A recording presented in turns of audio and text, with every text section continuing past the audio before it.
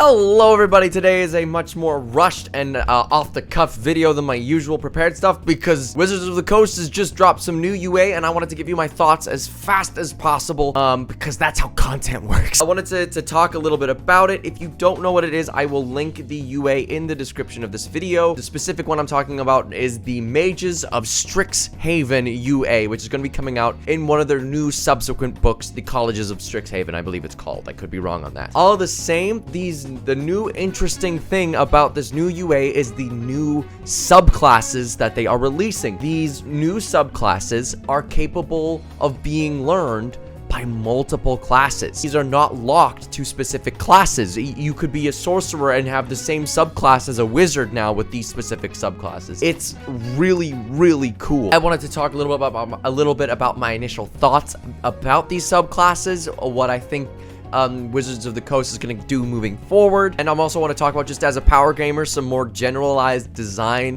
critiques and championings that I'd like to give, because these are certainly really cool and one of the most innovative design decisions Wizards of the Coast has had in a very long time when it comes to 5th edition. Without further ado, let's get into it. These new subclasses are called the Mages of Strixhaven. They all serve different purposes. There is the Mage of Lorehold, which is all about, which gives you a magical companion which you can control. There is also the Prismari Mage, which gives you some extra movement. It allows you to take a dash as a bonus action, as well as give some magical effects with that, and some other elemental based abilities. There's also the Mage of Quandrix, which is all about math apparently, but also it seems to heavily increase your movement options and teleporting. The Silver Quill, which is a debuff subclass, and the Witherbloom subclass, which is all about, which can both heal and do damage. So these new subclasses are incredibly interesting, and the fact that they can be taken by any of some of these available classes really makes me excited for future subclasses. I am not very much a spellcaster main. I'm not the biggest fan of spellcasting in Dungeons and Dragons. I really like the martial classes a lot more. I think they're a lot more mechanically interesting. So these subclasses don't particularly excite me, although I think if you are a spellcaster main, you should be very excited. As a power builder, I'm looking at some of these classes and I'm seeing one thing in common, and that is because of their generality, they seem a little bit less powerful than some of the other subclasses. Some of these subclasses are available to warlocks, for instance, and arguing the ability to take a dash as a bonus action over the incredibly potent Hexblade's Curse, that's a hard sell if you ask me. So some of these are a little bit less interesting and are going to be not really very useful for some classes. However, in terms of multi-classing, maybe you don't have a reason for a Hexblade, or there's no reason why you want to be attacking with Charisma. So taking that subclass, which allows you to move as a bonus action, is really useful. So for multi-classing, having more options is always amazing. It's always a great choice to multi-class and have more options than just the bog standard. And I'm super interested to continue to build with some of these new subclasses and see if I can come up with anything interesting. Let me know if you want to see a power build that utilizes some of these new subclasses in the comments below. Other than just being initially excited about some of these builds, about some of these new subclasses, I am excited for the next time that they do this, personally.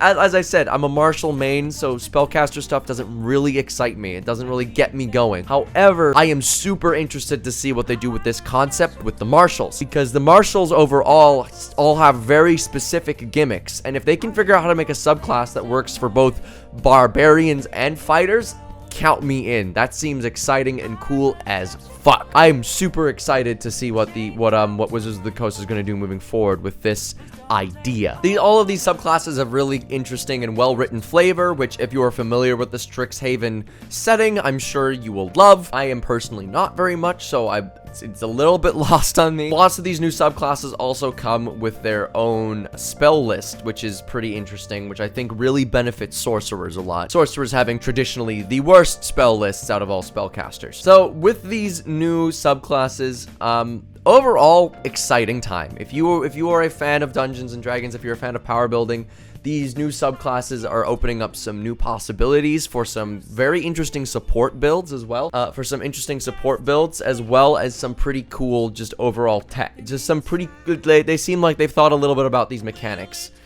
And I'm super interested to see what they do with these mechanics moving forward. Because these are so new, I don't really know what to think about these classes, other than they seem very interesting. They don't seem very powerful. Like I said, overall, they seem mostly to be, because of their generality, they lack power. So when they get their official release, I'm expecting these subclasses to get a bit of a power up overall. Some features may be nerfed, but I'm expecting them to be more powerful in the official release. As just from looking at these, they seem kind of meh.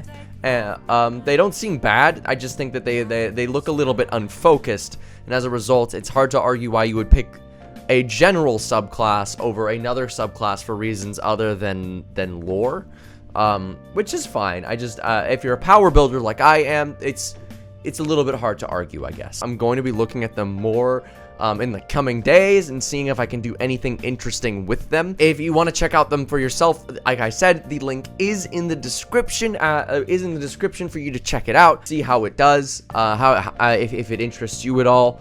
I'm excited to see new subclasses, and I am most excited to see if they do something similar with the martials. Like, for instance, if I was just to theory craft this, what if they made specific, like, martial arts in a way? Like, an actual, instead of just, like, the feature that they give to monks, it was, like, the kendo subclass that can be given to both fighters and paladins or something. I don't know. I'm not Wizards of the Coast. I'm just shooting off the cuff right now. But I do think this is a really interesting concept. I am excited that they're paving the way with these subclasses, and I'm super interested to see what they come up with next. So that is all I have for today. Thank you so much for watching. I'm not going to pad this out for too much longer. Get the fuck out of my house.